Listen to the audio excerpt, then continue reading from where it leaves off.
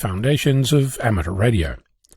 One of the most misunderstood settings on your radio is the microphone gain. You'll often hear people talking about adjusting it up or down depending on what they hear, and the results are often displeasing to the ear. The very first thing to know is that the microphone gain is likely the single most audible setting on your radio, right after the tuning frequency. It's pretty much the first variable between your voice and your transmitter. Set it too low and you'll hear nothing. Set it too high and you'll hear gibberish. I said it's pretty much the first thing, but it's not the very first. That's your voice, unique in all its glory. Loud, soft, happy, sad, funny or not, it's the thing that your microphone captures to transmit. Closely coupled to your voice is the distance between your mouth and your mic. The closer you are, the louder. The further, the softer, and the more background noise creeps in. As an aside, speaking of noise, there's background noise at play, but there's also the noise that comes from the audio circuitry itself, which can, for example, change depending on the temperature of your radio. I'm going to refer to both as noise here, even though they're slightly different. So, starting with the ideal model, where you always speak in the same way, at the same volume, at the same distance from the microphone, with a constant temperature in your radio at all times, the next thing is the microphone gain, or gain. Gain is an imperfect attempt at corralling your utterings into electrical signals without causing the audio circuit to distort or drown in noise. Distortion comes as a result of overloading the audio circuit when the gain is too high, causing clipping, which essentially changes the audio waveform into something that no longer resembles your voice. At the low end of the gain range, there is no difference between audio and noise, which results in your voice being buried inside a hissing noise.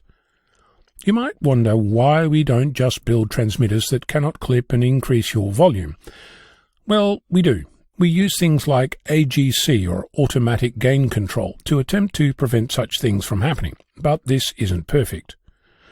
All this results in the microphone gain being a setting that you need to tune to your voice and adjust as things change. Overall, the best outcome is when you set the gain so the AGC just engages when you talk normally. This gain setting also applies to computer-generated signals, often fed into your radio via an audio or microphone input. If you set the gain too low, noise is the problem. Set it too high, and the automatic gain control will distort the signal to the point where it no longer works, and causes interference for everyone else, including the station that you're trying to contact. On older radios, the output power was fixed. This is also true for software-defined radios. To reduce output power, you can change the microphone gain down and reduce the power. Change it to halfway and your output power is essentially reduced to half power. This works for a range of settings, but get too low and we're back to noise and audio fighting each other. The opposite isn't true. You cannot increase the microphone gain to increase power. The moment you exceed the audio circuit range, your signal is distorted. On an SDR, this means that you're exceeding the ability of the analog to digital converter to represent your audio. In digital terms, 0 means no sound, and all on means 100%. If your audio is so loud as to only be 100% on, that's like sending a tone out the transmitter, resembling anything but your voice. All of what I've talked about is related to SSB signals, and to some extent AM. FM is a different animal entirely. For starters, output power on FM is fixed. The next difference is the signal or channel width.